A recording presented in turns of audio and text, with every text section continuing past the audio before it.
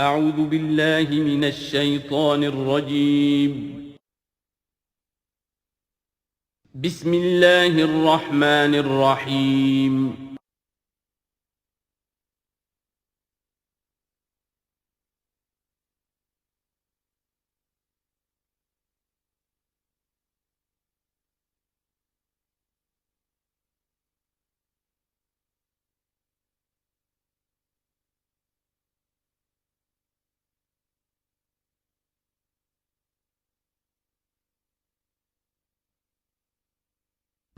اعوذ باللہ من الشیطان الرجیم بسم اللہ الرحمن الرحیم الم تر ان اللہ یسبح له من فی السماوات والارض والطیر صافات کل قد علم صلاته وتسبیحہ واللہ علیم بما یفعلون صدق اللہ العظیم رب اشرح لی صدری ویسر لی امری واحلل عقدۃ من لسانی یفقہوا قولی۔ سورہ نور کا 5واں رکوع جو ہم پڑھ چکے ہیں اس کے بارے میں یہ بات نوٹ کر لیجئے کہ جس طرح سورہ بقرہ کے پہلے 2 رکوعوں میں 3 قسم کے انسانوں کی تفصیل بیان ہوئی، وہاں وہ بنیادی طور پر ایک دعوت اور تحریک کے رد عمل میں جو لوگ مختلف شکلیں صورت اختیار کرتے ہیں، جو رد عمل مختلف شکلیں اختیار کرتا ہے، اس کے اعتبار سے ایک وہ جو مومنین صادقین ہیں، وہ ہر 6 بعد آباد جب اس دعوت کو قبول کرتے ہیں تو اس کیفیت کے ساتھ کہ اب جو ہو سو ہو۔ ایک وہ لوگ ہیں کہ جو کسی ضد کی وجہ سے، تعصب کی وجہ سے، ہٹ درمی کی وجہ سے، کسی تکبر کی وجہ سے، حسد کی وجہ سے اس کے انکار پر کمر کس لیتے ہیں، اور وہ لوگ جو ہیں کسی صورت بھی ماننے والے نہیں ہوتے۔ ایک بین کچھ مانتے ہیں کچھ نہیں مانتے، کچھ چلتے ہیں پھر چھٹک کر کھڑے رہ جاتے ہیں، آسانی ہو تو کوئی 2-4 قدم چل لیے، کوئی مشکل وقت آیا تو پھر اوندھے منہ گر گئے۔ اسی کی ایک تمثیل سورہ حج میں آ چکی ہے، وَمِنَ النَّاسِ مَن يَعْبُدُ اللَّهَ عَلَى حَرْفٍ فَإِنْ أَصَابَهُ خَيْرٌ اطْمَأَنَّ بِهِ وَإِنْ أَصَابَتْهُ فِتْنَةٌ انقلب عَلَى وَجْهِهِ خَسِرَ الدُّنْيَا وَالْآخِرَةَ۔ اسی طرح یہاں اس رکوع میں بھی 3 قسم کے انسانوں کا تذکرہ ہے، لیکن یہ ایک مختلف اعتبار سے ہے۔ ایک وہ لوگ ہیں کہ جن کے دلوں میں حقیقی ایمان پیدا ہوا، ان کی فطرتیں بھی نیک تھیں، صالح تھیں، سلیم تھیں، اور پھر وہ وحی آسمانی سے بھی صحیح طور پر مستفیض ہوئے، ان کا باطن جگمگا اٹھا اور ان کے دلوں میں نیکی حقیقی معنی میں پیدا ہو گئی، اور اس کے لیے جو ایک نقشہ ہے ان کے سیرت و کردار کا وہ بھی کھینچ دیا گیا۔ ایک وہ لوگ ہیں کہ جن کے اندر سرے سے دنیا پرستی اور دنیا ہی کی شہوات اور خواہشات اور لذات، اس کے سوا کسی شے کا کوئی گزر ہی نہیں، وہ بالکل اس کے برعکس ہے۔ پہلے نور علی نور اور دوسرے ظلمات بعضها فوق بعض۔ کوئی جھوٹ موٹ کی نیکی بھی نہیں، کوئی ملمے کی نیکی بھی نہیں، ان کا مال ہے تو صرف اپنی ہی عیاشیوں کے لیے ہی، اپنے ہی جو بھی ان کے تعیش ہے اسی میں خرچ ہو رہا ہے۔ لہذا یہ وہ لوگ ہیں کہ وہ ایمان سے بھی محروم اور کسی جھوٹ موٹ کی نیکی سے بھی ان کے ہاں کسی نور کا سرے سے گزر ہی نہیں، ظلمات بعضها فوق بعض۔ اور اس کے لیے تمثیل دی گئی ہے کہ گہرے سمندر کے اندر جو اندھیرا ہوتا ہے، ایبسلیوٹ ڈارکنس، کہ رات بھی ہے، اوپر بادل بھی ہے، اور جو ہے موج پر موج چڑھی ہوئی ہے، تو ایبسلیوٹ ڈارکنس۔ ایک فرینچ امیر البحر تھا جو اسی آیت کو پڑھ کر ایمان لے آیا تھا، اس کی ساری عمر گزری تھی سمندروں کے اندر، اور وہ جانتا تھا کس قسم کی ڈارکنس ہوتی ہے وہاں۔ اس نے کہا کہ پتہ کیا کہ کیا محمد نے صلی اللہ علیہ وسلم کبھی بحری سفر کیے تھے؟ جب اسے معلوم ہوا کہ انہوں نے کبھی بحری سفر کیا ہی نہیں، تو اس نے کہا کہ پھر یہ ثابت ہو گیا کہ یہ اللہ کا کلام ہے، ورنہ یہ تشبیہ جو ہے کوئی شخص اس کو وہ تو دے سکتا ہے کہ جس نے بحری سمندر کیے ہوں اور جس سے اندازہ ہو، اور وہ سمندر کے اندر کبھی اس نے غوطے بھی لگائے ہوں، اور وہ ایبسلیوٹ ڈارکنس کا کانسیپٹ۔ بہرحال یہ دوسری انتہا۔ بیچ میں وہ لوگ ہیں، بین ہیں، کچھ نیکیاں بھی کرتے ہیں، حقیقی ایمان سے محروم ہیں، نہ اللہ پر نہ یوم آخر پر ان کا پختہ ایمان نہیں ہے، لیکن یہ کہ اپنے ضمیر کو مطمئن کرنے کے لیے کچھ نہ کچھ، یا دنیا میں کوئی نام کمانے کے لیے یا کوئی اور شہرت حاصل کرنے کے لیے وہ کچھ نیکیاں کرتے ہیں، تو ان کی نیکیوں کی مثال سراب کسی ہے۔ الم تر ان اللہ یسبح له من فی السماوات والارض، کیا تم دیکھتے نہیں ہو کہ اللہ کی تسبیح کرتی ہے وہ سب چیزیں، وہ سب وہ کرتے ہیں وہ سب جو آسمانوں میں ہے اور جو زمین میں ہے، اور نہ صرف آسمانوں اور زمین میں بلکہ ان دونوں کے مابین جو السماء میں جو ہے وَالطَّيْرُ صَافَّاتٍ، اور یہ جو پرندے ہیں جو اپنے پروں کو پھیلائے ہوئے ہیں یہ بھی اللہ کی تسبیح کر رہے ہیں۔ کُلٌّ قَدْ عَلِمَ صَلَاتَهُ وَتَسْبِيحَهُ، ہر ایک کے علم میں ہے، ہر ایک نے جان لی ہے اپنی نماز، اپنی صلاۃ اور اپنی تسبیح۔ یہ وہی بات ہے جو سورہ بنی اسرائیل میں آ چکی ہے، وَإِن مِّن شَيْءٍ إِلَّا يُسَبِّحُ بِحَمْدِهِ وَلَٰكِن لَّا تَفْقَهُونَ تَسْبِيحَهُمْ، کوئی شے نہیں ہے اس کائنات میں جو اللہ کی تسبیح و تحمید نہ کر رہی ہو، لیکن تمہیں اس کا شعور نہیں ہو سکتا۔ وَاللَّهُ عَلِيمٌ بِمَا يَفْعَلُونَ، اور جو کچھ وہ کرتے ہیں اللہ کے علم میں ہے۔ وَلِلَّهِ مُلْكُ السَّمَاوَاتِ وَالْأَرْضِ، اور اللہ ہی کے لیے ہے آسمانوں اور زمین کی بادشاہی۔ وَإِلَى اللَّهِ الْمَصِيرُ، اور اللہ ہی کی طرف لوٹ جانا ہے۔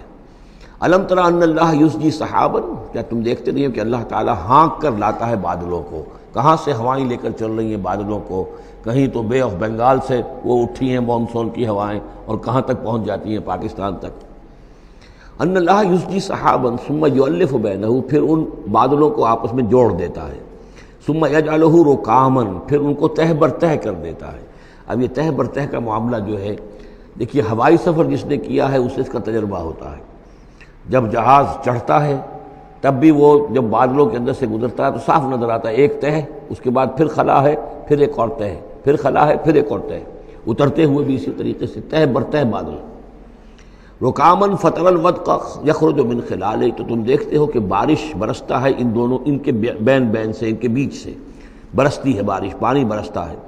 وَيُنَزِّلُ مِنَ السَّمَاءِ مِن جِبَالٍ فِيهَا مِن بَرَدٍ، اور اللہ تعالیٰ اتارتا ہے آسمان سے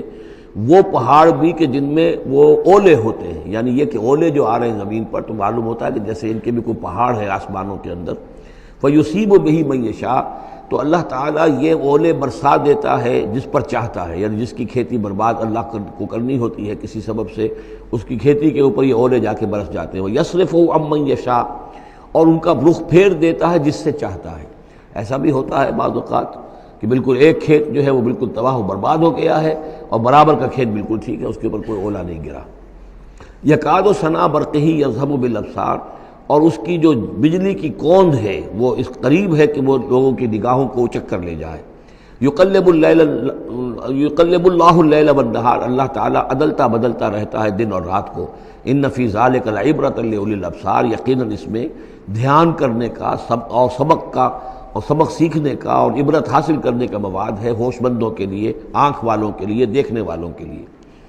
واللہ خلق کل دابۃ من ماء، اور اللہ نے بنائی ہے ہر جاندار چیز اس زمین کے اوپر پانی سے۔ فمنہم من یمشی علی بطنہ،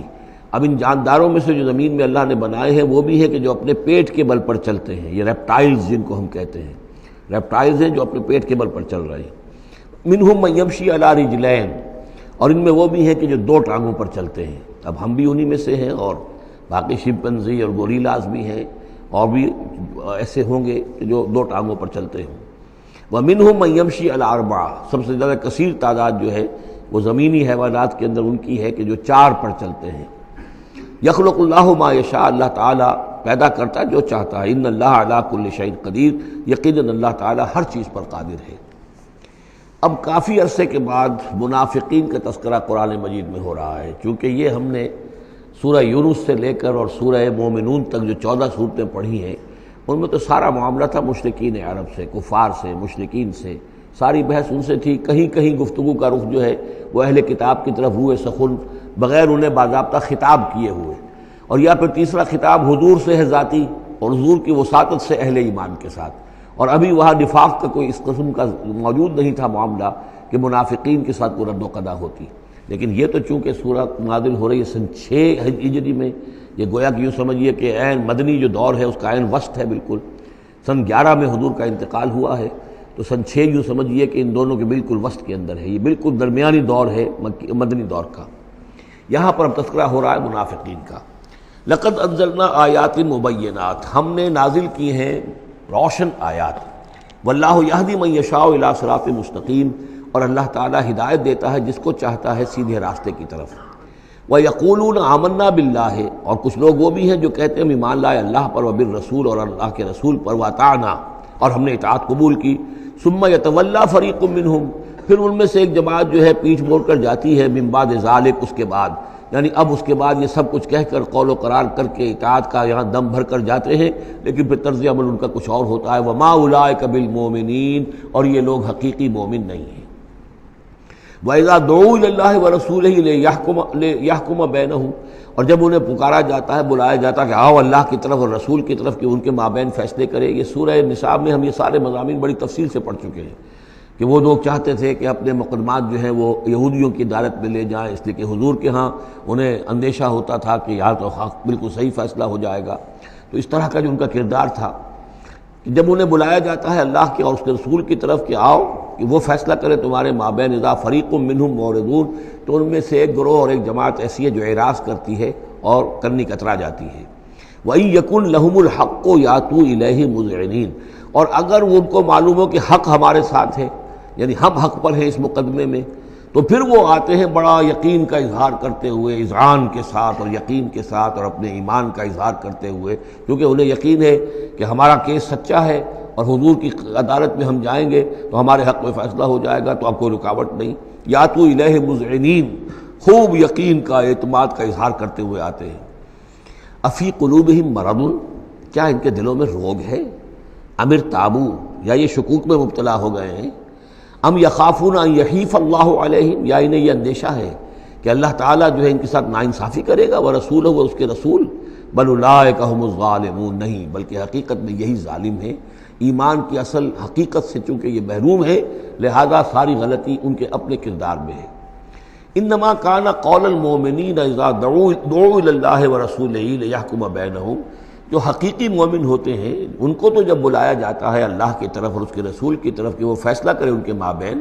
تو ان کا قول تو یہی ہوتا ہے ان یقولوا سمعنا واطعنا، کہ وہ کہتے ہیں کہ ہم نے سنا اور ہم نے مانا، ہم حاضر ہیں، جو بھی فیصلہ محمد رسول اللہ کا ہوگا ہم اسے بصر و چشم تسلیم کریں گے۔ انما کان قول المؤمنین اذا دعوا الی اللہ ورسولہ لیحکم بینہم ان یقولوا سمعنا واطعنا واولئک هم المفلحون، اور یقیناً وہی لوگ ہیں جو پھر فلاح پانے والے ہیں۔ ومن یطع اللہ ورسولہ، اور جو اللہ کی اور اس کے رسول کی اطاعت کرتا ہے، ویخشى اللہ ویتقہ، اور اللہ کا خوف بھی رکھتا ہے اور اس کا تقوی اختیار کرتا ہے، فاولئک هم الفائزون، تو یقیناً وہی لوگ ہیں کہ جو کامیاب ہونے والے ہیں۔ وہ اکثر کہتے ہیں، اللہ تعالیٰ کی قسمیں کھاتے ہیں اپنی امکانی حد تک، لئن امرتہم، اے نبی اگر آپ حکم دیں گے، لَيَخْرُجُنَّ، تو وہ لازماً نکل جائیں گے۔ آپ حکم دے دیا میں ہم حاضر ہیں، ویسے میری یہ مجبوری ہے، یہ میری تکلیف ہے، یہ مسئلہ ہے، ویسے آپ حکم دیں گے اگر تو میں بالکل حاضر ہوں۔ یہ آپ کو اب بھی معلوم ہوگا کہ ہماری جماعتی زندگیوں کے اندر یہ مسئلہ ہوتا ہے کہ کوئی امیر ہے، اس نے ایک بات کہی ہے، کھل کر اس نے کہہ دیا ہے کہ میں یہ چاہتا ہوں کہ معاملہ اس طرح کیا جائے۔ اب کچھ لوگ کرنے کا اتراتے ہیں، اچھا جی اگر آپ حکم دیں گے تو میں کروں گا۔ لیکن یہ کیا بات ہے، جب وہ امیر ہے آپ کا اور وہ بات کہہ رہا ہے تو اس کی بات کو آپ حکم کیوں نہیں سمجھ رہے؟ اسی طریقے سے حضور صلی اللہ علیہ وسلم نے جب فرما دیا ہے کہ نکلنا ہے، اب دشمن کے مقابلے کے لیے نکلو، اب وہ آپ چاہتے ہیں پی کال کر کے حضور ایک ایک کی خوشامد کریں کہ آئیے آپ ضرور نکلیے، خدا کے لیے ضرور چلیے، یہ حضور کرنے والے نہیں ہیں۔ وَأَقْسَمُوا بِاللَّهِ جَهْدَ أَيْمَانِهِمْ، اور یہ اللہ کی قسمیں کھا کھا کر کہتے ہیں اپنی امکانی حد تک، لئن امرتہم، اے نبی آپ کا حکم ہوگا تو میں حاضر ہوں، لَيَخْرُجُنَّ، ہم ضرور نکلیں گے۔ قُلْ لَا تُقْسِمُوا، اے نبی ان سے کہیے تم قسمیں مت کھاؤ، طاعۃ معروفہ، معروف طریقے پر اطاعت اختیار کرو۔ تم نے اعلان کیا ہے کہ تم مجھ پر ایمان لائے ہو، تم نے اعلان کیا ہے کہ تم مجھے اللہ کا رسول سمجھتے ہو، اب جو میں کہہ رہا ہوں اسے قبول کرو، اختیار کرو۔ یہ کیا ہے کہ میں کسی کو ایک ایک کو علیحدہ علیحدہ حکم دوں؟ ان اللہ خبیر بما تعملون، یقیناً جو کچھ تم کر رہے ہو اللہ اس سے باخبر ہے۔ قل اطیعوا اللہ واطیعوا الرسول، اے نبی کہہ دیجئے۔ اب دیکھیے نوٹ کر لیجئے، سورہ نساء میں نے تفصیل سے آپ کو بیان کیا تھا کہ منافقین پر تین ہی چیزیں بھاری تھیں۔ نمبر ایک، حضور کی شخصی اطاعت کرنا، نمبر دو، جہاد اور قتال کے لیے نکلنا، نمبر تین، ہجرت۔ تین ایشوز کے اوپر بڑی تفصیل سے وہاں گفتگو ہو چکی ہے۔ یہاں اطاعت رسول کو جو ہے، جو پہلا مضمون تھا سورہ نساء میں، اسی کو زیادہ موقت کیا جا رہا ہے۔ قل اطیعوا اللہ واطیعوا الرسول، کہیے ان سے اطاعت کرو، اللہ کی اطاعت کرو، اس کے رسول کی صلی اللہ علیہ وسلم۔ فإن تولوا، پھر اگر یہ پیٹھ موڑ لیں، اگر تم منہ پھیرو گے، اگر منہ موڑ لو گے، فإنما علیہ ما حمل، تو سن لو ہمارے نبی پر ذمہ داری ہے اس کام کی جو ہم نے ان پر ڈالا ہے۔ وعلیکم ما حملتم، اور تم سے باز پرس ہوگی اس کی جو تمہارے اوپر ڈالا گیا ہے۔ یعنی نبی نے جو ذمہ داری تھی اللہ کا دین تم تک پہنچایا، اللہ کے احکام پہنچا دیے، ان کا کام جو ہے اس پر ختم ہو گیا۔ اب اطاعت کرنا، اس کی تعمیل کرنا، اس کے حکم پر چلنا، اللہ کے دین کے لیے تن من دھن لگانا، اور یہ سارا کام تمہیں کرنا ہے۔ تو جو ان کی ذمہ داری ہے وہ ادا کریں گے، اور اللہ کے ہاں ان سے ان کے بارے میں سوال کر لیا جائے گا، اور جو تمہاری ذمہ داری ہے ظاہر بات ہے کہ اس کے جواب بھی تمہیں کرنی ہے۔ اس میں یہ بھی ہوتا ہے بسا اوقات کہ کسی شخص کو یہ گمان ہو جائے، ظاہر بات ہے میں نے آپ کو سنایا تھا کہ ایک شخص نے کہہ دیا تھا حضور سے، اے دل یا محمد، اے محمد عدل سے کام لیجیے صلی اللہ علیہ وسلم۔ بڑی گستاخی کے ساتھ اس نے کہا، گویا کہ الزام لگایا کہ آپ یہ جو صدقات کی جو تقسیم کر رہے ہیں یا مال غنیمت تقسیم کر رہے ہیں، اس میں آپ عدل سے کام نہیں لے رہے۔ تو حضور نے بھی غصے میں جواب دیا تھا کہ انما عدل فلم یا عدل، اگر میں عدل نہیں کروں گا تو کون کرے گا۔ اسی طریقے سے ہو سکتا ہے کسی جماعتی زندگی کے اندر کوئی امیر ہے اور اس سے کوئی شخص یہ محسوس کرے، اس کا ساتھی، کہ مجھ پر زیادتی کی ہے انہوں نے، امیر نے زیادتی کی ہے، کوئی بات نہیں، امیر نے زیادتی کی ہے تو امیر اس کی جواب دہی اللہ کے ہاں کر لے گا، اللہ تعالیٰ کے ہاں جواب دہی ہو جائے گی، اور اگر ہو سکتا ہے اس کے کچھ جو بھی نیکیاں ہے وہ تمہارے حساب میں اللہ تعالیٰ درج کر دے، لینا دینا وہاں ہو جائے گا، ڈیبٹ کریڈٹ ہو جائے گا۔ لیکن اس کا مطلب یہ ہو کہ ناراض ہو کر بیٹھ رہا ہو کہ اب اپنی ذمہ داریاں ادا نہیں ہو رہی، تو پھر تو جواب دہی تمہاری ہو جائے گی اللہ کے ہاں، ایکسپلیشن کال تمہاری ہو جائے گی کہ ناراض ہو کر بیٹھ رہے ہیں کیونکہ انہوں نے میرے ساتھ یہ کیا ہے، لہذا میں بس اب کام کچھ نہیں کروں گا۔ یہ تو گویا کہ ایک منفی طرز عمل ہے، تمہیں جواب دہی کرنی ہے اپنے فرائض کی، اپنی ذمہ داریوں کی۔ تو یہ جماعتی زندگی سے متعلق بعض بہت اہم ہیں جو مباحث اس سورہ مبارکہ میں آئے ہیں، اور ان میں سے بعض ہمارا جو منتخب نصاب نمبر 2 ہے، جو اس سورہ مبارکہ کی آخری آیات ہیں، وہ اس کے ایک درس کی حیثیت سے اس میں شامل ہیں۔ جو جماعتی زندگی جو ہے، جب ایک جماعت بنانی پڑے گی، اگر دین کا کام کرنا ہے تو اکیلے اکیلے تو نہیں ہو سکتا، جماعت کا نظم ہو، ایک ڈسپلن ہو، ایک حزب اللہ وجود میں آئے، جو سورہ مائدہ میں ہم دیکھ آئے ہیں، فَإِنَّ حِزْبَ اللَّهِ هُمُ الْغَالِبُونَ،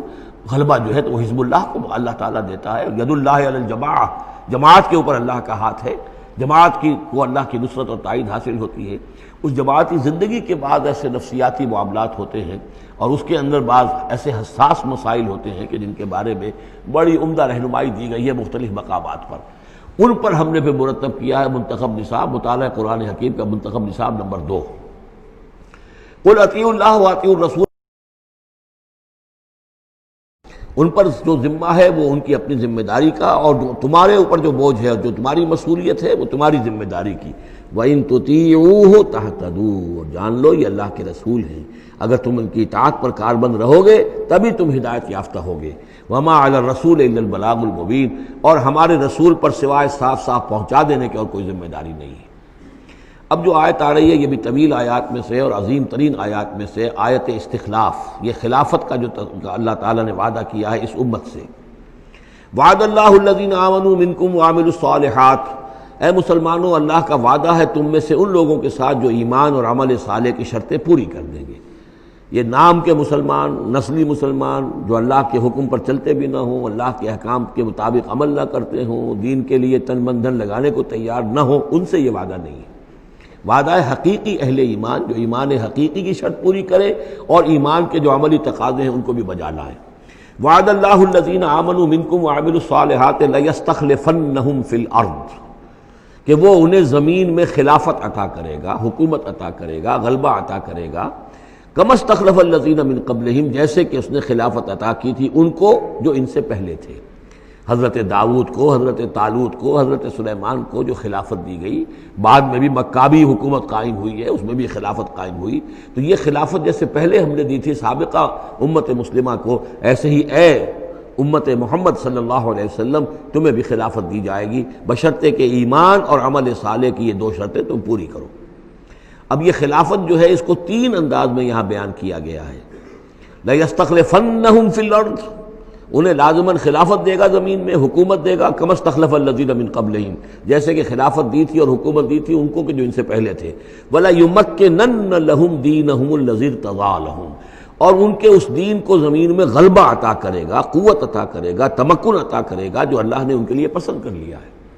ظاہر بات ہے مسلمانوں کی خلافت ہے تو اس کے معنی کیا ہے؟ اللہ کے دین کا غلبہ ہے، وہ تو بات تو ایک ہی ہے، اللہ کا دین غالب، اس کے کیا معنی ہے؟ مسلمانوں کی خلافت۔ تو چیز ایک ہی ہے، لیکن یہاں 3 الفاظ لا کر اس کی اہمیت کو نمایاں کیا جا رہا ہے 3 اعتبارات سے۔ وَلَا يُمَكِّنَنَّ لَهُمْ دِينَهُمُ الَّذِي ارْتَضَىٰ لَهُمْ، اب یہاں دیکھیے وہی لام مفتوح شروع میں فعل مضارع سے، اور اس کے بعد یہ نون مشدد، یہ سارے وعدے نہایت تاکیدی وعدے ہیں۔ لَيَسْتَخْلِفَنَّهُمْ فِي الْأَرْضِ كَمَا اسْتَخْلَفَ الَّذِينَ مِن قَبْلِهِمْ وَلَيُمَكِّنَنَّ لَهُمْ دِينَهُمُ الَّذِي ارْتَضَىٰ لَهُمْ، واللہ نے دین کون سا ہے جو پسند کر لیا ہے؟ الْيَوْمَ أَكْمَلْتُ لَكُمْ دِينَكُمْ وَأَتْمَمْتُ عَلَيْكُمْ نِعْمَتِي وَرَضِيتُ لَكُمُ الْإِسْلَامَ دِينًا، یہ آیت ہم پڑھ چکے ہیں سورہ مائدہ میں۔ اور تیسری بات وَلَيُبَدِّلَنَّهُم مِّن بَعْدِ خَوْفِهِمْ أَمْنًا، اللہ تعالیٰ ان کے خوف کی کیفیت جو ہے اس کو بدل دے گا امن کی کیفیت سے۔ ظاہر بات ہے جب تک کہ مسلمان کمزور تھے ان کے لیے خوف تھا، ابھی ادھر سے حملے کا اندیشہ ہے، ابھی ادھر سے حملے کا اندیشہ ہے، اب فلاں قبیلے کی طرف سے خبر آئی ہے کہ وہ فوجی تیاری کر رہا ہے، فوج کشی کرے گا۔ وہ خوف کی ایک کیفیت تھی جو ہر وقت طاری رہی ہے۔ ایمرجنسی کی کیفیت جو ہے مدینہ منورہ میں، یوں سمجھیے کہ پورے 5 برس ایمرجنسی رہی ہے، ہر وقت ہر آن اندیشہ ہوتا تھا، خبریں آ رہی ہیں اب ادھر سے کوئی قبیلہ حملہ کرنے والا ہے، اب یہ مکے میں کوئی ان کی ملاقاتیں ہوئی ہیں، کوئی سازش ہوئی ہے، ابھی کوئی خط چلا گیا ابو عامر راہب کا کوئی مشن ہے، یہ ساری خبریں آتی تھیں۔ لیکن یہ کہ اب اس کے بعد وہ وقت آ جائے گا کہ ان کا جو خوف کی کیفیت ہے بدل جائے گی امن سے۔ یعبدوننی لا یشرکون بی شیئا، میں یہاں اس کو سمجھتا ہوں مستقبل سے متعلق، جب ایسا ہو جائے گا تو پھر وہ میری بندگی کریں گے کہ اس میں کسی شے کی شرک جو ہے گوارا نہیں کریں گے۔ جب تک اللہ کی حکومت نہیں ہے تو ظاہر بات ہے کچھ نہ کچھ شرک تو ہو ہی رہا ہے۔ اب ہم یہاں رہ رہے ہیں، پاکستان میں رہ رہے ہیں، اللہ کا دین تو قائم نہیں ہے، قانون کس کا ہے؟ اللہ کا تو نہیں ہے۔ تو گویا کہ ہم قومی اعتبار سے، اجتماعی اعتبار سے کفر اور شرک میں زندگی بسر کر رہے ہیں۔ ہاں ہمارا اپنا کوئی عقیدہ فرض کیجئے ہے بھی ٹھیک، بالکل مشرکانہ اوہام سے ہم نے اپنے آپ کو پاک کر لیا ہے، اور توحید فی العقیدہ ہماری بالکل صحیح ہے، لیکن سوال یہ ہے کہ ہم اس ملک کے شہری ہیں، اس ملک کا دستور ہے، اس ملک کے اندر جو ہے اللہ کی حکومت اور اللہ کے قانون کی بالادستی نہیں ہے، تو اس کے کیا معنی؟ ہم بھی اس کے شہری ہونے کی حیثیت سے اس میں ملوث ہیں۔ تو یہ ہے کہ یہ توحید کامل اس وقت ہوگی جب یکون الدین کلہ للہ، جب دین کل کا کل اللہ کے لیے ہو جائے گا۔ عملاً توحید کی تکمیل اس وقت ہوگی۔ یعبدوننی، میری بندگی کریں گے، لا یشرکون بی شیئا، اور میرے ساتھ کسی شے کو شریک نہیں کریں گے۔ ومن کفر بعد ذلک فاولئک هم الفاسقون، اور جو اس کے بعد بھی کفر کریں تو پھر وہ تو فاسق ہیں، ناہنجار ہیں، سرکش ہیں۔ اس کے بھی دو معنی ہو سکتے ہیں، جب دین کا غلبہ ہو گیا پھر بھی جو کفر کرے وہ تو معلوم ہوا کہ اس کے اندر خیر سرے سے ہے ہی نہیں۔ ایک یہ ہے کہ باطل کا غلبہ ہے، باطل کے غلبے میں کسی بندہ مومن کے لیے ایمان لانا مشکل ہے، ایمان پر قائم رہنا مشکل ہے، اسلام پر عمل کرنا مشکل ہے۔ لیکن جب دین غالب ہو گیا ہو تو اب تو ظاہر بات ہے کہ اب تو ساری رکاوٹیں دور ہو گئیں۔ اب تو ایک شخص کی کسی کی اپنی فطرت ہی میں کجی آ چکی ہے، کوئی پرورٹڈ نیچر کا شخص ہے تبھی وہ رہے گا کہ جو اسلام سے دور رہے۔ ومن کفر بعد ذلک فاولئک هم الفاسقون، اور میرے نزدیک اس کا ایک مفہوم یہ بھی ہے کہ ہمارے ان 3 پختہ وعدوں کے بعد بھی جو شخص کمر ہمت نہ کس لے اور اس کام کے لیے کھڑا نہ ہو جائے، گویا کہ وہ ہماری بات کا کفر کر رہا ہے، انکار کر رہا ہے، اسے ہمارے ان وعدوں پر یقین نہیں ہے۔ ومن کفر بعد ذلک فاولئک هم الفاسقون، تو وہ تو گویا کہ فاسق ہیں اور سرکش ہیں اور ناہنجار ہیں۔ اس آیت کو ذہن میں رکھیے، اس حدیث کو آج میں چاہتا ہوں کہ اس کا متن بھی آپ کو سنا دوں کہ اس کی خبر دی ہے محمد رسول اللہ صلی اللہ علیہ وسلم نے۔ تاریخی اعتبار سے تو یہ نوٹ کر لیجئے، یہ سن 6 ہی کے اندر، ابتدائی میں سن 6 کے یہ آیت نازل ہوئی۔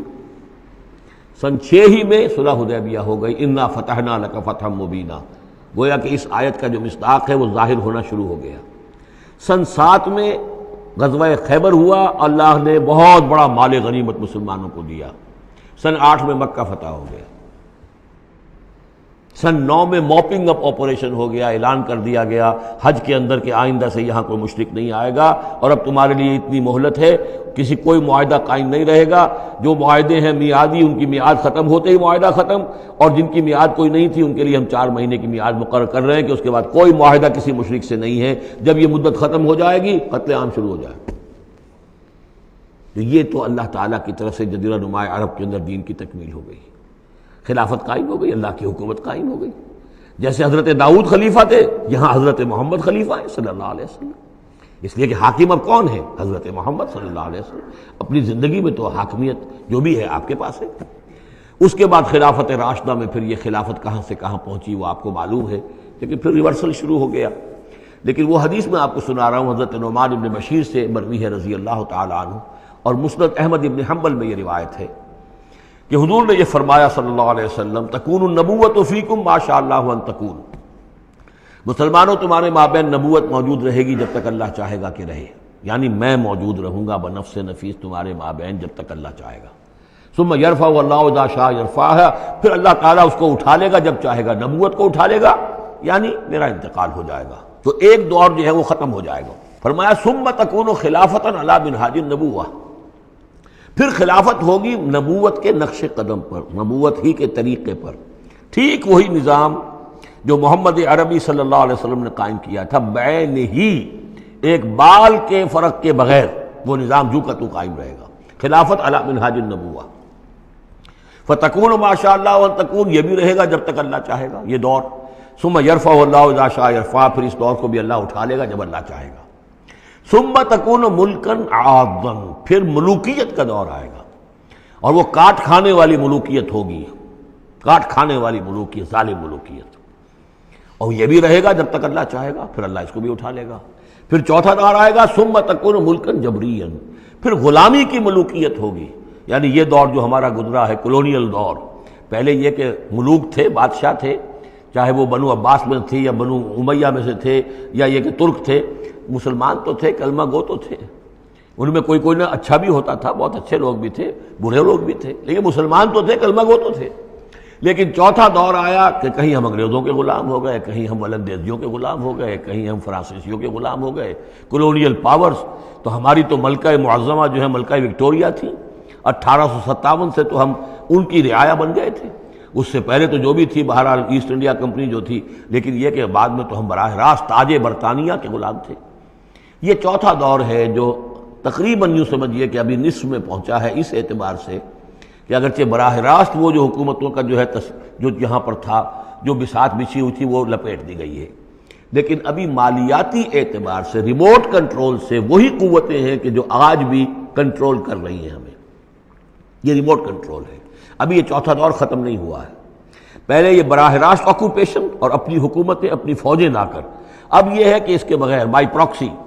چاہے ہمارے ہی آدمی بیٹھے ہوئے ہیں، لیکن اصل میں سارا جو ہے یہ مالیاتی جو ہے استعمار ہے، ایک نیا عالمی استعمار ہے۔ لیکن یہ استعمار جو ہے اس طرح کا کولونیل رول نہیں ہے کہ انگریز موجود ہیں، اس کی فوج موجود ہے، یا فرانسیسی فوج موجود ہے، یا اطالوی فوج موجود ہے، بلکہ یہ تو IMF اور ورلڈ بینک کا نظام ہے اس کے تحت، اور ملٹی نیشنل کمپنیوں کی۔ لیکن جو چوتھی جو خوشخبری کی بات ہے وہ یہ ہے کہ حضور نے فرمایا بالآخر یہ چوتھا دور بھی ختم ہو جائے گا،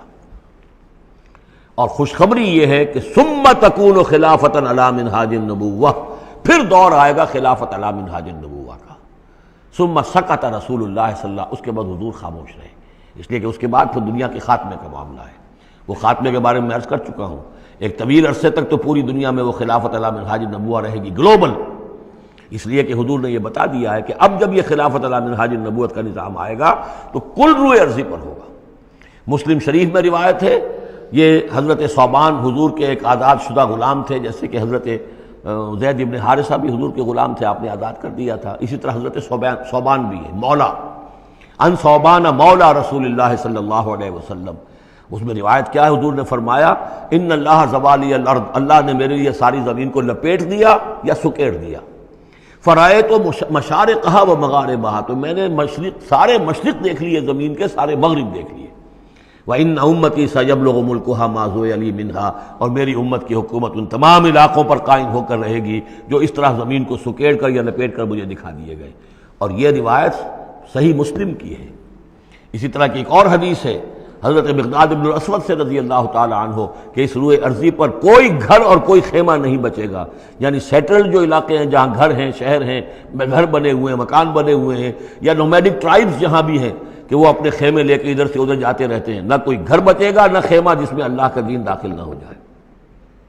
بعز عزیز اور ذل ذلیل، یا تو یہ کہ گھر اور خیمے والا اسلام قبول کرے گا، اسلام اس کے گھر میں داخل ہوگا، اس کا بھی اعزاز ہوگا، اور یا وہ گھر والا اسلام قبول نہیں کرے گا لیکن اسلام کی بالادستی جو ہے تسلیم کرنی پڑے گی۔ یؤت الجزیۃ عن ید وہم صاغرون، یہ جو ہم پڑھ آئے ہیں سورہ توبہ کے اندر، تو گویا کہ اس کے گھر میں بھی اسلام تو آ گیا لیکن وہ بدبخت جو ہے اسلام کی نعمت سے اور اس کے اعزاز سے محروم رہا۔ یہ ہے وہ خبر کہ جو ہے صحیح احادیث ہیں، اور یہ منطقی طور پر بھی سمجھ لیجئے کہ قرآن مجید میں یہ بات واضح کر دی گئی کہ حضور کو بھیجا گیا غلبہ دین کے لیے، 3 دفعہ فرمایا۔ سورہ توبہ میں ہم پڑھ چکے ہیں، 2 مرتبہ آگے اور آنا ہے، هو الذی ارسل رسولہ بالہدی ودین الحق لیظہرہ علی الدین کلہ، اور 5 مرتبہ فرمایا کہ حضور کو بھیجا گیا پوری نوع انسانی کے لیے۔ اس کی سب سے نمایاں اور سب سے جو لوگوں کے اندر عام طور پر معروف آیت ہے وہ یہ ہے وما ارسلناک الا کافۃ للناس بشیرا ونذیرا۔ ویسے ہم پڑھ آئے سورہ انبیاء میں وما ارسلناک الا رحمۃ للعالمین، اس کا بھی مفہوم یہی ہے،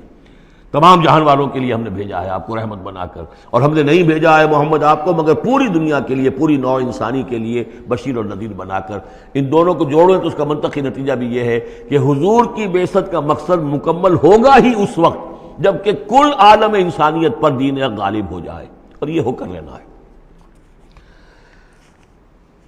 وَمَنْ كَفَرَ بَعْدَ ذَلِكَ فَأُولَٰئِكَ هُمُ الْفَاسِقُونَ وَأَقِیمُوا الصَّلَاةَ وَآتُوا الزَّکَاةَ، اور نماز قائم کرو اور زکوٰۃ ادا کرو، وَأَطِیعُوا الرَّسُولَ لَعَلَّکُمْ تُرْحَمُونَ، رسول کی اطاعت کرو تاکہ تم پر رحم کیا جائے۔ چونکہ روح سخن منافقین کی طرف ہے، اور میں نے آپ کو بتایا تھا ان پر جو شاخ گزر رہی تھی وہ در حقیقت رسول کی اطاعت تھی۔ بار بار کہتے تھے یہ اپنے جی سے بات کہہ دیتے ہیں، آیت تو ابھی اتری نہیں، ابھی کوئی آیت تو آئی نہیں، قرآن میں تو ابھی یہ حکم آیا نہیں۔ یہ معاملہ جو ہے ان کو شاخ گزر رہا تھا حضور کی اطاعت۔ وَأَقِیمُوا الصَّلَاةَ وَآتُوا الزَّکَاةَ، اور نماز قائم کرو اور زکوٰۃ ادا کرو، وَأَطِیعُوا الرَّسُولَ لَعَلَّکُمْ تُرْحَمُونَ، اور اللہ رسول کی اطاعت کرو تاکہ تم پر رحم کیا جائے۔ لَا تَحْسَبَنَّ الَّذِينَ كَفَرُوا مُعْجِزِينَ فِي الْأَرْضِ، یہ کافر یہ نہ سمجھیں کہ وہ اللہ کو تھکا دیں گے یا ہرا دیں گے اس زمین میں، وَمَأْوَاهُمُ النَّارُ، ان کا ٹھکانہ آگ ہے، وَلَبِئْسَ الْمَصِيرُ، اور بہت برا ٹھکانہ ہے۔ یا ایھا الذین آمنوا لیستأذنکم الذین ملکت ایمانکم، اب وہی جو سماجی احکام کچھ دیے گئے تھے کہ اذن لیے بغیر تم داخل نہ ہو گھر میں، اور اس طرح کے آداب جو ہیں معاشرتی، ان کے ضمن میں مزید احکام آ رہے ہیں۔ یہ سورہ مبارکہ کی ترتیب یہ ہے، یوں سمجھیے کہ جیسے کوئی انگوٹھی ہو اور بڑا سا ہیرا جو ہے لگا ہوا، دونوں طرف جو ہے وہ اس کا پتلے سائڈ سے یہ ہار ہے، اور اس کے نیچے جو ہے درمیان میں کوئی بڑا ہیرا ہے، دوسری طرف موتی ہے۔ اس کے بالکل وسط میں 5واں رکوع ہے، یہ اللہ نور السماوات والارض مثل نورہ کمشکاۃ فیہا مصباح، اور آیت نمبر 35 وہ عظیم کوہ نور ہیرے کے مانند ہے۔ پھر دونوں طرف جو ہے یہ مضامین ہیں، کچھ ادھر ہیں سماجی احکام، کچھ ادھر ہیں سماجی احکام، اور اس طریقے سے یہ ایک عظیم بہت خوبصورت ہار کی شکل بن گئی۔ لیستأذنکم الذین ملکت ایمانکم، چاہیے کہ جو تمہارے غلام ہیں اور باندیاں ہیں وہ بھی اجازت لے کے اندر داخل ہوا کریں۔ والذین لم یبلغوا الحلم، اور وہ لوگ بھی تمہارے کہ جو کہ ابھی وہ بالغ نہیں ہوئے ہیں، وہ بچے بھی، منکم 3 مرات، 3 اوقات دن رات کے ایسے ہیں کہ جن میں خاص طور پر جو پرائیویسی کا اہتمام ہونا چاہیے، اور اس میں یہ کہ کوئی بھی اجازت لیے بغیر بچے بھی نہ جائیں۔ من قبل صلاۃ الفجر، ایک تو فجر کی نماز سے قبل، وحین تضعون ثیابکم من الظہیرۃ، اور جو تم ظہر کے وقت، ظہیرہ جس کو کہتے ہیں، اپنے کپڑے ذرا اتار کے سستاتے ہو، قیلولہ کرتے ہو، ہلکے کپڑوں کے اندر انسان لیٹتا ہے۔ ومن بعد صلاۃ العشاء، اور نماز عشاء کے بعد۔ 3 عورات لکم، یہ 3 اوقات تمہارے پردے کے اوقات ہیں، یہ تمہاری خاص پرائیویسی کے اوقات ہیں۔ لیس علیکم ولا علیہم جناح بعدہن، ان کے علاوہ عام حالات میں کوئی حرج نہیں ہے، بعدہن کہ وہ یعنی وہی تمہارے ملازم ہیں، تمہارے غلام ہیں یا باندیاں ہیں، یا اسی طریقے سے تمہارے بچے ہیں، طوافون علیکم بعضکم علی بعض، وہ آئیں جائیں گھروں کے اندر، ظاہر بات ہے کہ اس کمرے میں آئے ہیں، اس میں گئے ہیں، اس میں کوئی حرج نہیں ہے کہ وہ آئیں جائیں اور پھریں۔ کذالک یبین اللہ لکم الآیات، اسی طرح اللہ تعالیٰ تمہارے لیے اپنی آیات واضح کر رہا ہے، واللہ علیم الحکیم، اور اللہ تعالیٰ علیم اور حکیم ہے۔ وَإِذَا بَلَغَ الْأَطْفَالُ مِنْكُمُ الْحُلُمَ، اور جب تمہارے بچے جو ہیں، جو لڑکے ہیں، وہ بھی بالغ ہو جائیں، انہیں سب سمجھ آ جائے، جو بھی معاملات ہیں دونوں شوق کے، فَلْيَسْتَأْذِنُوا كَمَا اسْتَأْذَنَ الَّذِينَ مِنْ قَبْلِهِمْ، تو پھر وہ بھی اذن لے کر اسی طرح داخل ہوا کریں جیسے کہ پہلا حکم آیا تھا کہ اذن لیے بغیر گھر میں داخل نہ ہو۔ کذالک یبین اللہ لکم آیاتہ، اس طرح اللہ تعالیٰ تمہارے لیے اپنی آیات کو واضح کر رہا ہے، واللہ علیم الحکیم، اللہ علیم اور حکیم ہے۔ والقواعد من النساء اللاتی لا یرجون نکاحا، اور وہ عورتیں تمہارے میں سے، تمہاری خواتین میں سے کہ جو اب بیٹھ رہی ہوں، یعنی لا یرجون نکاحا، اب وہ نکاح کی امیدوار نہ ہوں، ایک خاص عمر سے گزر چکی ہیں، اب کوئی نکاح وغیرہ کرنے کا سوال نہیں ہے، بیوہ ہیں یا کچھ اور جو بھی معاملہ ہے، لیکن یہ کہ بہرحال اب معمر ہو چکی ہیں، فلیس علیہن جناح ان یضعن ثیابہن، تو ان کے اوپر کوئی حرج نہیں ہے کہ وہ جو اپنے اضافی کپڑے ہیں وہ اتار دیا کریں، یعنی بڑی چادر لے کر ہی نکلنا ان کے لیے وہ لازم نہیں ہوگا، یا اگر اپنے گھروں کے اندر بیٹھ کر وہ جو اوڑھنیاں ہیں ان کو مکل مارنے کی جو ان کی پابندی دوسری خواتین پر ہے اس میں ان کے لیے درد بھی ہو سکتی ہے، اس لیے کہ اب وہ اس عمر سے گزر چکی ہیں۔ والقواعد من النساء اللاتي لا يرجون نکاحا فليس عليهن جناح ان يضعن ثيابهن غیر متبرجات بزینہ، لیکن ان کی نیت یہ نہ ہو کہ وہ اپنی زینت کو وہ ظاہر کریں اور لوگوں کی نگاہوں میں لائیں، نیت کا معاملہ جو ہے وہ دوسرا ہے۔ وَأَن يَسْتَعْفِفْنَ خَيْرٌ لَهُنَّ، اور اگر وہ اس معاملے میں احتیاط ہی کریں تو بہتر ہے، اس رعایت سے فائدہ نہ اٹھائیں تو بہتر ہے، اس لیے کہ شیطان جو ہے وہ ہر وقت طاق میں لگا رہتا ہے، نہ معلوم کس وقت اس کے دل میں کیا خیال پیدا کر دے۔ واللہ سمیع علیم، اور اللہ سب کچھ سننے والا اور جاننے والا ہے۔ لیس علی الاعمی حرج، اب چونکہ یہ جو احکام دیے جا رہے تھے تو اس معاشرے کے اندر ایسا بھی تھا کہ کسی خاندان کے ساتھ کچھ لوگ جو ہیں بیچارے، کوئی لنگڑا ہے، کوئی اندھا ہے، اپنے برادری کا ہے، اپنی رشتہ داروں میں سے وہ بھی گھر میں رہ رہا ہے، وہ اپنی کوئی آزاد جو معاش اور آزاد جو ہے کوئی معاشرتی حیثیت کا اہل نہیں ہے، تو اب ان کے لیے کیا ہوگا؟ کیا یہ ساری پابندیاں جو ہیں اسی طریقے سے ان کے اوپر بھی پوری طریقے سے عائد کی جائیں گی؟ تو ان کے ضمن میں کہا جا رہا ہے کہ وہ اگر تمہارے گھروں میں رہیں تو کوئی حرج نہیں ہے۔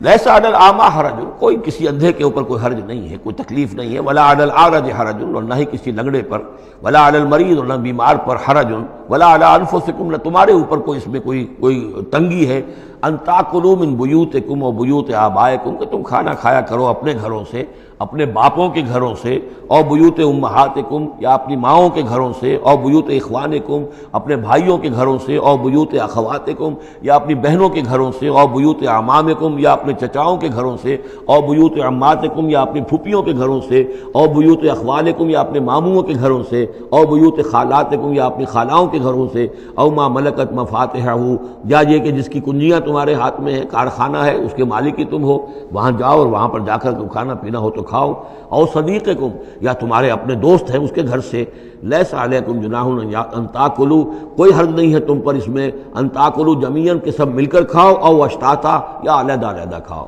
اس کو خواہ بعض لوگوں نے عورتوں اور مردوں کے اوپر وہ جو ہے اس کا انطباق کر دیا ہے کہ چاہیں تو عورت اور مرد مل کر کھائیں اور چاہیں تو وہ علیحدہ علیحدہ کھائیں۔ یہاں مراد یہ ہے کہ بسا اوقات ایسے مواقع پر انتظار میں بڑی دقت ہوتی ہے، جیسے آج کل آپ کو معلوم ہے کہ ولیمہ ہے اور ٹائم دے رکھا ہے 9 بجے کا اور 12 بج رہے ہیں رات کے، لڑکی والے تو آئے نہیں ہیں اس لیے ولیمہ ہو نہیں سکتا، بیٹھے ہوئے لوگ سوکھ رہے ہیں، کیا ضرورت ہے؟ جو آئے ہیں وہ کھائیں اور جائیں۔ لہذا یہ نہیں ہے کہ سب کے سب جمع ہو کر ہی اور ایک ہی جمعیت ہو تبھی وہ کھائیں، بلکہ یہ کہ اپنی ضرورت کے تحت جیسے بھی ہو، اگر سب مل جل کر بیٹھ کر کھائیں تب بھی کوئی حرج نہیں، اور اگر علیحدہ علیحدہ گروپس کے اندر یہ کھا لیا جائے تب بھی کوئی حرج نہیں۔ یہ مجلسی احکام جو دیے جا رہے ہیں اس سے مراد یہ نہیں ہے کہ سطر اور حجاب کے احکام بھی یہاں پہ ٹوٹ جائیں گے، اور یہاں پر جو ہے گھریلو جو ہے اگر پارٹیز کوئی تھرو کی گئی ہیں تو اس میں کوئی پردے وردے کی حاجت نہیں ہے، اس میں مرد اور عورتیں جو ہیں وہ مخلوط طور پر شریک ہو جائیں، معاذ اللہ، یہ مراد نہیں۔ فَإِذَا دَخَلْتُمْ بُيُوتًا فَسَلِّمُوا عَلَىٰ أَنفُسِكُمْ، پھر جب تم گھروں میں داخل ہو تو اپنے آپ پر سلام بھیجا کرو، یعنی انفسکم سے مراد ہے گھر میں رہنے والے جو ہیں وہ تمہارے ہی میں سے ہیں، تمہارے رشتہ دار ہیں، عزیز ہیں، یا تمہارے اپنے گھر میں بھی داخل ہو تو السلام علیکم کہو۔ تحیۃ من عند اللہ مبارکۃ طیبۃ، یہ دعا ہے اللہ کے پاس سے، اللہ نے تمہیں سکھائی ہے السلام علیکم، اور یہ مبارک بھی ہے اور پاک بھی ہے۔ کذالک یبین اللہ لکم الآیات لعلکم تعقلون، اسی طرح اللہ تعالیٰ تمہارے لیے اپنی آیات کو واضح کر رہا ہے، کھول کر بیان کر رہا ہے تاکہ تم عقل سے کام لو۔ اب آخری جو رکوع ہے اس کا، اس سورہ مبارکہ کا، اور اس کی کل 3 آیات ہیں، یہ خالص جماعتی زندگی، وہ جو جہاد اور قتال کے لیے یا کسی اور اجتماعی کام کے لیے حضور جب نکلتے تھے اور اہل ایمان آپ کے ساتھ ہیں، اس وقت کیا صورتحال ہونی چاہیے۔ انما المؤمنون الذین آمنوا باللہ ورسولہ، مومن تو صرف وہی ہیں جو ایمان لائے اللہ پر، اس کے رسول پر، وَإِذَا كَانَ مَعَهُ عَلَىٰ أَمْرٍ جَامِعٍ، اور جب وہ ہوتے ہیں ان کے ساتھ یعنی رسول کے ساتھ کسی اجتماعی کام کے ضمن میں، لم يذهبوا حتى يستاذنوه، تو وہاں سے جاتے نہیں ہیں جب تک کہ اجازت نہ لے لیں۔ اب آپ نکلے ہیں کسی کام کے لیے، ایک نفری ہے آپ کے ساتھ، لیکن یہ کہ کوئی کہیں کھسک جائے کوئی کہیں کھسک جائے تو یہ تو صحیح نہیں ہے۔ وہ تو یہ ہے کہ اب اس اجتماعی نظم کا تقاضا یہ ہے کہ اب جہاں بھی وہاں سے کوئی عذر پیش آ گیا ہے، کوئی ایسی مجبوری ہے، کوئی جانا ہے تو اجازت لے کر جائیں۔ علی امر جامع لم یذهبوا حتی یستاذنوه، جب تک کہ اذن نہ لے لیں. ان الذین یستاذنونک اولئک الذین یؤمنون باللہ ورسولہ، یقیناً جو اے نبی جو لوگ آپ سے اجازت لیتے ہیں وہی ہیں کہ جو ایمان رکھتے ہیں اللہ پر، اس کے رسول پر. فاذا استاذنوک، پھر جب وہ آپ سے کوئی اجازت مانگیں، رخصت مانگیں، لبعض شانہم، اپنی کسی عذر کی وجہ سے، فاذن لمن شئت منہم، تو اجازت دے دیجئے جسے آپ چاہیں. مطلب یہ ہے کہ جو لیڈر ہے، جو اس وقت سپہ سالار ہے، اسے معلوم ہے سچویشن کیسی ہے. میرے پاس پہلے ہی نفری، میرے پاس کوئی اضافی نفری ہے جس میں سے میں کسی کو ریلیو کر سکتا ہوں، یا پہلے ہی میرے پاس کم نفری ہے، اس میں کسی اور کی کمی جو ہے وہ اور زیادہ خطرناک ہو جائے گی نتائج کے اعتبار سے. لہذا یہ نہیں ہے کہ صاحب میں نے اجازت طلب کی تو مجھے اجازت ملنی چاہیے. یہ نہیں، اجازت کیا ہوئی پھر؟ یہ تو وہی ہے جو تھانے داروں کسی معافی مانگتی ہے. اچھا میں نے تو کچھ نہیں کیا، لیکن اگر آپ سمجھتے ہیں کہ میں نے کچھ کیا تو میں معافی مانگتا ہوں. یہ تو در حقیقت الٹی دھونس ہے کہ آپ بڑے کمینے آدمی ہیں، میں نے تو کچھ کیا نہیں تھا، پھر بھی آپ سمجھ رہے ہیں کہ میں نے کچھ کیا ہے، تو میں اتنا اونچا ہوں کہ پھر میں معافی مانگتا ہوں. یہ در حقیقت وہ انداز نہیں. اجازت تو طلب کرنی ہے تو یہ ہے کہ اجازت لے کر اجازت ملے، اور یہ اختیار جو ہے پھر اے نبی آپ کو ہے کہ آپ چاہیں تو اجازت دیں. فاذن لمن شئت منہم واستغفر لہم اللہ، اور اس پر بھی ان کے لیے استغفار کیجئے اللہ سے، کیونکہ انہوں نے ظاہر بات ہے اپنے کسی ذاتی کام کو زیادہ اہمیت دی ہے اس اجتماعی کام سے. یہ اجتماعی کام نبی کا ذاتی نہیں ہے، یہ دین کا کام ہے، اللہ کے دین کا کام ہے. دین کو غالب کرنا فرض منصبی اللہ کی طرف سے ہے ان پر،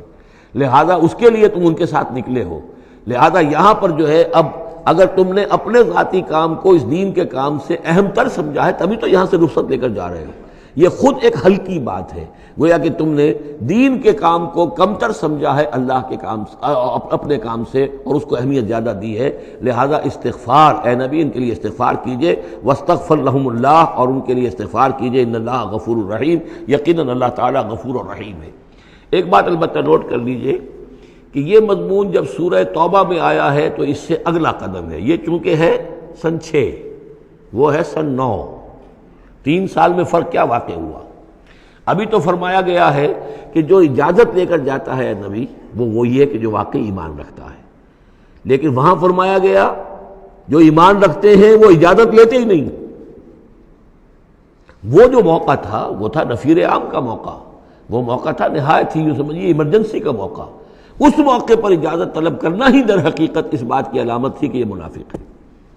لہذا وہاں روکا گیا. آپ نے کیوں اجازت دے دی؟ عفا اللہ عنک لما اذنت لہم، کیوں آپ نے اجازت دے دی؟ آپ کی اجازت آپ نہ دیتے تب بھی انہوں نے جانا نہیں تھا، تو ان کا جو نفاق کا پردہ چاک تو ہو جاتا نا، ان کی حقیقت تو کھل جاتی. تو یہ وقت کے حوالے سے ہے، اور اس کو درجہ بندی بھی کہہ سکتے ہیں. ایک وہ لوگ ہیں جو اس دین کے کام کے لیے اس درجے ہمتن اپنے آپ کو پیش کر چکے ہیں کہ دنیا کے کسی بھی کام کو اس سے اہم تر نہیں سمجھتے. وہ کیسے اجازت طلب کریں گے؟ اس سے نچلا درجہ ہے کہ وہ لوگ ہیں جو دین کے اس کام میں لگے ہوئے ہیں، لیکن کم سے کم نظم کی اتنی پابندی تو کرتے ہیں کہ اگر کہیں انہیں ضرورت پیش آ گئی جانا ہے تو اجازت لے کر جائیں. اس سے نیچے وہ لوگ ہیں جو اجازت کے بغیر ہی کھسک گئے تو معلوم ہے ان کا تو سرے سے اس کام سے سرے سے کوئی تعلق ہے ہی نہیں. تو درجہ بندی ہے، سیڑھیاں ہیں. اوپر کی سیڑھی کے اعتبار سے درمیانی سیڑھی نیچے ہے، لیکن نیچے والی سیڑھی کے اعتبار سے درمیانی اونچی ہے. تو یہ ریلیٹیو معاملہ جو ہے رہے گا کہ ایک وہ لوگ ہیں جو سرے سے اس کا بھی خیال نہیں کرتے کہ اجازت لیں. اجتماع ہے، کوئی اس کی معذرت بھی نہیں کی ہے، نہ بعد میں کی ہے، نہ پہلے کہا ہے کہ میں نہیں آ سکتا. معلوم ہوا کہ انہیں کچھ طرح سے احساس ہی نہیں ہے کہ ہم کسی نظم کے پابند ہیں اور ہماری کوئی ذمہ داری ہے. اس سے بہتر کم سے کم وہ لوگ ہیں کہ جو اپنا عذر پیش کر دیتے ہیں، اجازت لے لیتے ہیں. لیکن اس سے بھی بہتر اونچا درجہ ہے کہ دنیا کے کسی بھی کام کو دین کے اس کام سے اہم تر مت سمجھو. اللہ تعالیٰ تمہارے کام سنوارے گا، اللہ تعالیٰ تمہاری ذمہ داری قبول کر لے گا. تم اللہ کے کام کے لیے نکلو. لا تجعلوا دعاء الرسول بینکم کدعاء بعضکم بعضا. تم یہ رسول کا بلانا اپنے مابین ایسے نہ سمجھ لو جیسے تمہارا آپس میں ایک دوسرے کو بلانا ہوتا ہے. بلانا یہ بھی ہے، آپ نے کسی کو دعوت دی، میرے گھر آئیے کھانا کھائیے، رسول نے دعوت دی، کیا یہ برابر ہو جائے گا معاملہ؟ لیکن ایک بلانا یہ ہے کہ رسول پکار رہا ہے تمہیں کہ آؤ اللہ کی راہ میں چلو میرے ساتھ. ایک یہ کہ کوئی عام آدمی آپ کو کہہ رہا بھائی میرا ایک کام ہے، ذرا میرے اس کام کے لیے تھوڑی دیر کے لیے آ جائیے، کچھ مجھے چاہیے، مدد چاہیے. تو زمین و آسمان کا فرق ہو گیا. اور تیسرے معنی اس کی یہ بھی ہے کہ دعا سے مراد یہ کہ مخاطب ہونے کا انداز، تم جس طرح ایک دوسرے سے بات کر لیا کرتے ہو ایسے رسول کے ساتھ بات نہ کر لیا کرو، ان کے مقام کو، ان کے ادب کو۔ یہ سورہ حجرات میں جا کر تفصیل سے یہ بات آئے گی، لا ترفعوا اصواتکم فوق صوت النبی ولا تجہروا له بالقول کجہر بعضکم لبعض ان تحبط اعمالکم۔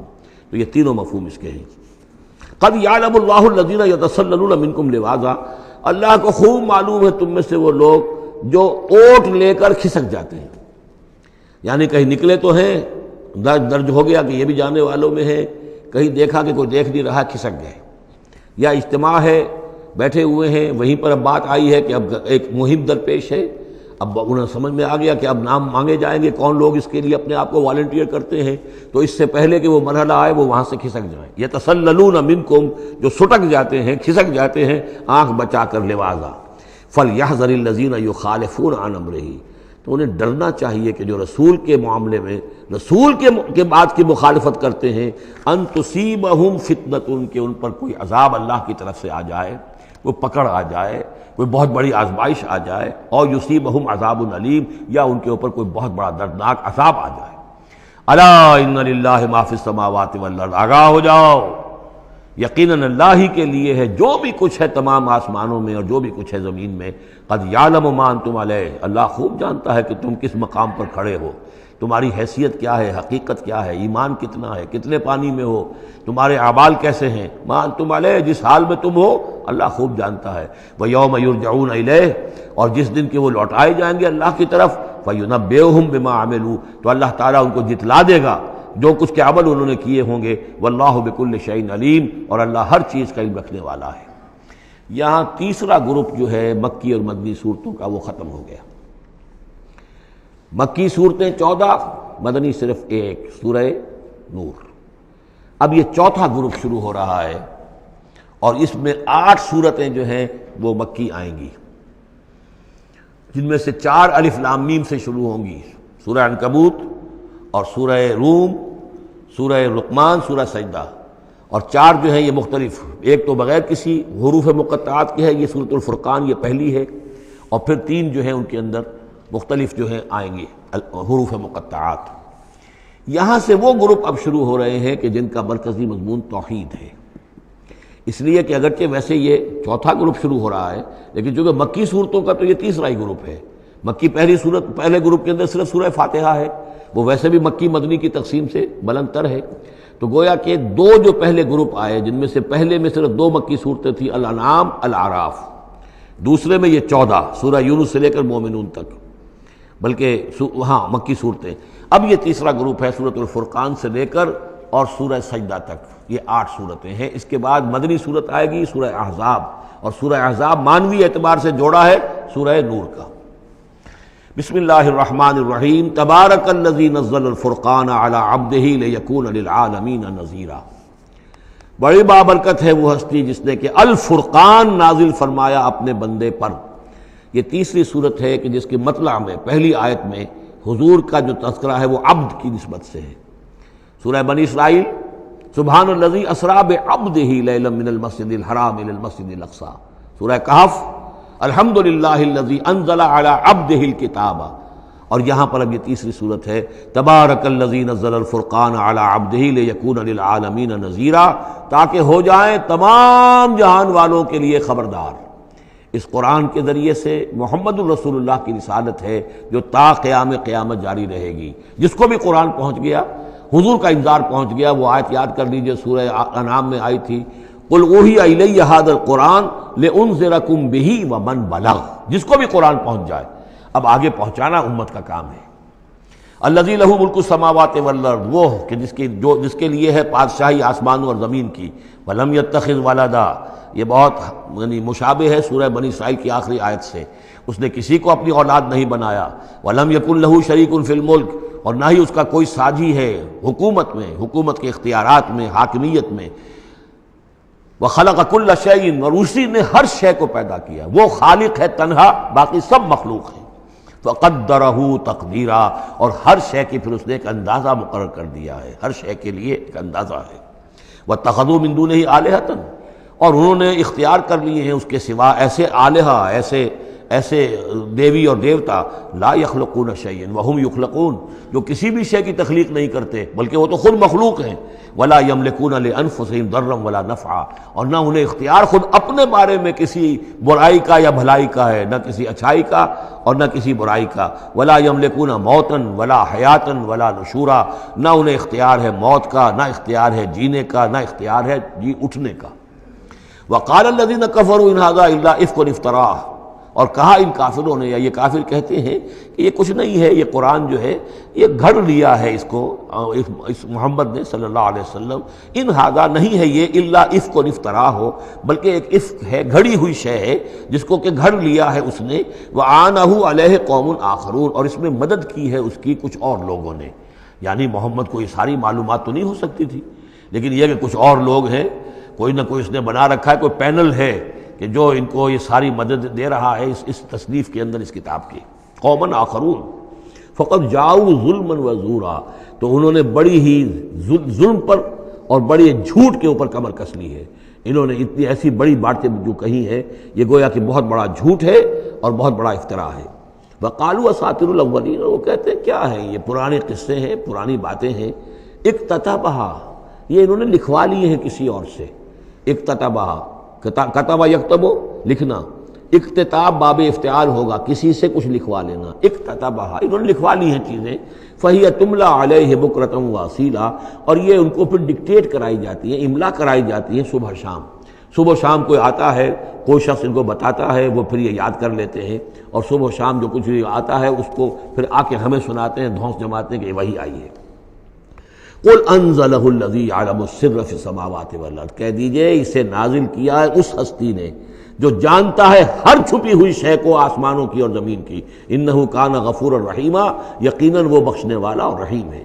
وقالوا ما لہذا الرسول، اور وہ کہتے ہیں یہ کیسا رسول ہے، کیا ہوا اس رسول کو، کہتا ہے کہ میں رسول ہوں، یاکل الطعام، لیکن کھانا کھاتا ہے، ویمشی فی الاسواق، اور بازاروں میں چلتا پھرتا ہے۔ کہیں کوئی چیز آپ خریدتے بھی ہوں گے اپنے گھر کے معاملات کے اندر، یا اس سے پہلے تو آپ کاروبار بھی کیا کرتے تھے، یہ بازاروں میں ہماری طرح چلتا پھرتا ہے، کھانا اس کو کھانے کی حاجت ہوتی ہے، یہ کیسے رسول ہو گیا؟ لولا انزل الیہ ملک، کیوں نہیں کوئی بھیجا گیا ان کی طرف کوئی فرشتہ ہوتا، اڑتا ہوا پروں کے ساتھ وہ نیچے آتا ان کے پاس اور وہ کہتا یہ اللہ کے رسول ہیں۔ فیکون معہ ظہیرا نذیرا، اور وہ ان کے ساتھ ہوتا، آگے آگے چلتا ان کے، ہٹو بچو جیسے چلتے ہیں یہ اللہ کے رسول آ رہے ہیں، اور وہ خبردار کرتا ہے لوگوں کو ان کے ساتھ مل کر۔ اور یلقی الیہ کنز، یہ وہی باتیں جو سورہ بنی اسرائیل میں آ چکی ہیں، یا ان کو دے دیا گیا ہوتا، ان پر ڈال دیا گیا ہوتا، آسمان سے گر پڑتا ان پر ایک خزانہ، او تکون لک جنت یاکل منہا، یا پھر ان کے لیے ایک باغ بنا دیا جاتا ہے یہاں اس مکے کی سرزمین میں، وادی غیر ذی زرع میں، جس سے یہ بفراغت کھاتے اطمینان سے، ان میں سے میوے ان کو ملتے۔ وقال الظالمون ان تتبعون الا رجلا مسحورا، اور کہا ان ظالموں نے کہ تم لوگ نہیں پیروی کر رہے ہو، نہیں ان کی باتوں پر دھیان دے رہے ہو، کہ جو ہیں صرف ایک سحر زدہ شخص ہے، ان پر تو کچھ جادو ہو گیا ہے،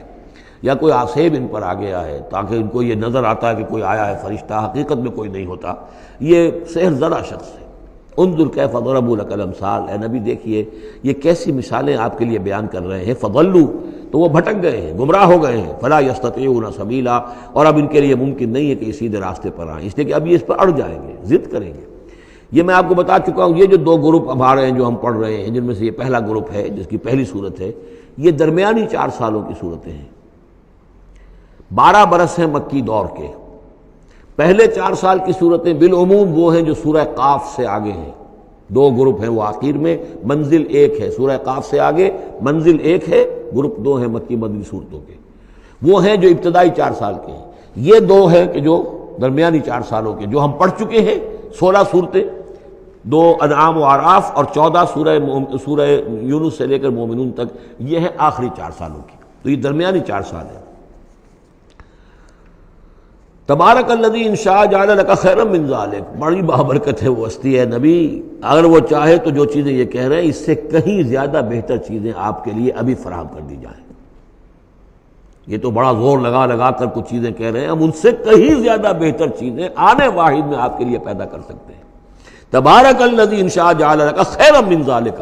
جنات تجری من تحتها الانہار، ایسے باغات، ایک باغ نہیں، باغات کے سلسلے پیدا کر دیں جن کے نیچے نہریں بہتی ہوں گی، ویجعل لک قصورا، اور آپ کے لیے ایک نہیں کئی قصر، کئی محل ہم تعبیر فرما دیں۔ لیکن یہ کہ بل کذبوا بالساعہ، اصل میں یہ انکاری ہے آخرت کے، یہ انکاری ہے قیامت کے، یہ انکاری ہے بعث بعد الموت کے۔ وَأَعْتَدْنَا لِمَنْ كَذَّبَ بِالسَّاعَةِ سَعِيرًا، اور جنہوں نے قیامت کا انکار کیا ہے، بعث بعد الموت کا انکار کیا، ان کے لیے ہم نے ایک جہنم کا، آگ کا عذاب تیار کر رکھا ہے۔ اذا رأتهم من مکان بعید، جب وہ جہنم دیکھے گی ان کو کہ یہ میرے شکار آ رہے ہیں، اب یہ آ رہے ہیں کہ جن کو میرے اندر جھونکا جائے گا، دور سے وہ دیکھے گی کہ آ رہے ہیں، سمعوا لها تغیظا وزفیرا، تو وہ سنیں گے اس کی آواز کہ جیسے بھوکا شیر داڑ رہا ہو، جھجلائے گی اور چلائے گی کہ جلد از جلد انہیں میرے اندر جھونک دیا جائے۔ وَإِذَا أُلْقُوا مِنْهَا مَكَانًا ضَيِّقًا، اور جب وہ پھینک دیے جائیں گے اس میں ایک بڑے تنگ مکان میں، تنگ جگہ میں، مقرنین، اور وہ زنجیروں میں جکڑے ہوئے ہوں گے، دعوا هُنَالِكَ ثُبُورًا، اس وقت پھر وہ موت کی دعا کریں گے، ہائے موت آ جائے کسی طرح، ہم نسیہ منسیہ کر دیے جائیں، ہمارا یہ زندگی کا سلسلہ جو ہے شعور ختم ہو جائے۔ لَا تَدْعُوا الْيَوْمَ ثُبُورًا وَاحِدًا، تب کہا جائے گا اب آج ایک موت نہ مانگو، وَادْعُوا ثُبُورًا كَثِيرًا، بہت سی موتیں مانگو، اب موت آئے گی نہیں، مانگتے رہو موت، لیکن یہ ہے کہ اب تمہاری یہ زندگی جو ہے تاکہ تمہیں یہ جلن مسلسل رہے، یہ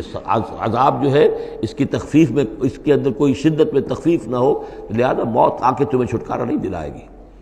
قل اذالک خیر ام جنت الخلد التی وعد المتقون، کہیے کہ کیا یہ انجام بہتر ہے یا وہ باغ، وہ جنت، رہنے کی جنت جو جس کا وعدہ کیا گیا ہے متقی بندوں سے، کانت لہم جزاء و مسیرا، اور وہ ان کے لیے ہوگی بدلہ اور ان کے لوٹ جانے کی جگہ۔ لہم فیہا ما یشاؤون خالدین، ان لوگوں کے لیے وہاں ہر وہ شے ہوگی جو وہ چاہیں گے اور اس میں رہیں گے ہمیشہ ہمیشہ۔ کان علی ربک وعدا مسئولا، اور یہ تو وعدہ ہے تیرے رب کا جس کے لیے وہ ذمہ دار ہے۔ اب یاد کیجئے وہ دعا جو سورہ آل عمران کے آخر میں آئی تھی، ربنا وآتنا ما وعدتنا علی رسلک ولا تخزنا یوم القیامہ، پروردگار جو تو نے وعدے اپنے رسولوں کے ذریعے سے ہم سے کیے تھے ان کو پورا فرما۔ اللہ تعالیٰ اپنے وعدوں سے پھرے گا نہیں، اللہ تعالیٰ ان وعدوں کو پورا کرے گا، اور وہ اس کو سمجھتا ہے کہ یہ میری ذمہ داری ہے کہ میں اپنے وعدے پورے کروں۔ وَيَوْمَ يَحْشُرُهُمْ، اور جس دن کہ وہ ان سب کو جمع کرے گا، وَمَا يَعْبُدُونَ مِن دُونِ اللَّهِ، اور جن کو یہ پوجتے تھے اللہ کے سوا، فَيَقُولُ أَأَنْتُمْ أَضْلَلْتُمْ عِبَادِي هَؤُلَاءِ، وہ جمع کر لیں گے ان فرشتوں کو بھی جن کو نام کے اوپر بت بنا لیے گئے، یا اولیاء اللہ کی ارواح آ جائیں گی، یا انبیاء ہوں گے، حضرت عیسیٰ ہوں گے، یا اور بھی جس کو بھی یہ جس کے ساتھ یہ گستاخی اور ظلم کیا گیا ہو، اللہ ان سب کو جمع کرے گا اور پوچھے گا أَأَنْتُمْ أَضْلَلْتُمْ عِبَادِي هَؤُلَاءِ، کیا آپ لوگوں نے میرے ان بندوں کو گمراہ کیا تھا؟ ام ہم ضلوا السبیل، یا وہ خود ہی گمراہ ہو گئے تھے، سیدھے راستے سے بھٹک گئے تھے۔ قالوا سبحانک ما کان ینبغی لنا ان نتخذ من دونک من اولیاء، وہ کہیں گے اللہ تو پاک ہے اس سے، اور یہ تو ہمارے لیے تو یہ سرے سے ممکن ہی نہیں، ہمارے لیے یہ کسی طرح روا ہی نہیں تھا کہ ہم تیرے سوا کسی کو اپنے ولی بنا لیں، ہم نے ان لوگوں کو ولی قرار نہیں بنایا۔ ولیکن متعتہم وآباءہم، یعنی یہ کہ جیسے ولایت باہمی ہے، اللہ اہل ایمان کا ولی اور مومن اللہ کے ولی، اللہ ولی الذین آمنوا یخرجہم من الظلمات الی النور، اور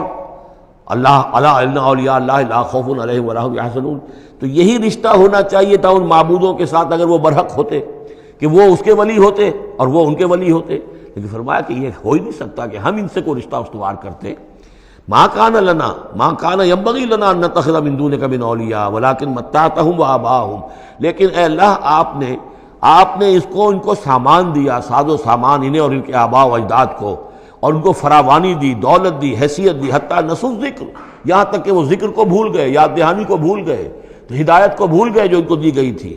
وَكَانُوا قَوْمًا بُورًا، اور یقیناً یہ بڑے تباہ ہونے والے لوگ تھے۔ فقط کذبوکم، اب اللہ کہے گا ان لوگوں سے دیکھو بھائی تمہارے جو معبود جن کو تم سمجھتے تھے انہوں نے تو تمہیں جھٹلا دیا، بما تقولون جو تم کہہ رہے ہو تمہاری بات انہوں نے رد کر دی، فلا تستطيعون صرفا ولا نصرا، تو اب نہ تم لوٹا سکتے ہو اس بات کو اور نہ ہی کوئی مدد ہو سکتی ہے، ومن یظلم منکم نذقه عذابا کبیرا، اور جو کوئی بھی تم میں سے اب گناہگار ہے اب تو اسے بہت بڑا عذاب مل کر رہے گا، وما ارسلنا قبلک من المرسلین الا انہم لا یاکلون الطعام، اور اے نبی یہ آپ پہ اعتراض کر رہے ہیں کہ یہ کیسے نبی ہے کھانا کھاتے ہیں، ہم نے نہیں بھیجا آپ سے پہلے مرسلین کو رسولوں کو الا انہم لا یاکلون الطعام، مگر یہ کہ وہ کھانا کھاتے تھے، وہ یمشون فی الاسواق، وہ بھی بازاروں میں چلتے پھرتے تھے، وجعلنا بعضک لبعض فتنہ، ہم نے ایک کو بعض لوگوں کو بعض کے لیے فتنہ بنا دیا ہے، آزما رہے ہیں، اتصبرون، تو اے مسلمانوں اب تم ثابت قدم رہو، صبر کرو، وکان ربک بصیرا، اور یقیناً آپ کا پروردگار دیکھ رہا ہے۔ بارک اللہ لی ولکم فی القرآن العظیم ونفعنی وإیاکم بالآیات والذکر الحکیم۔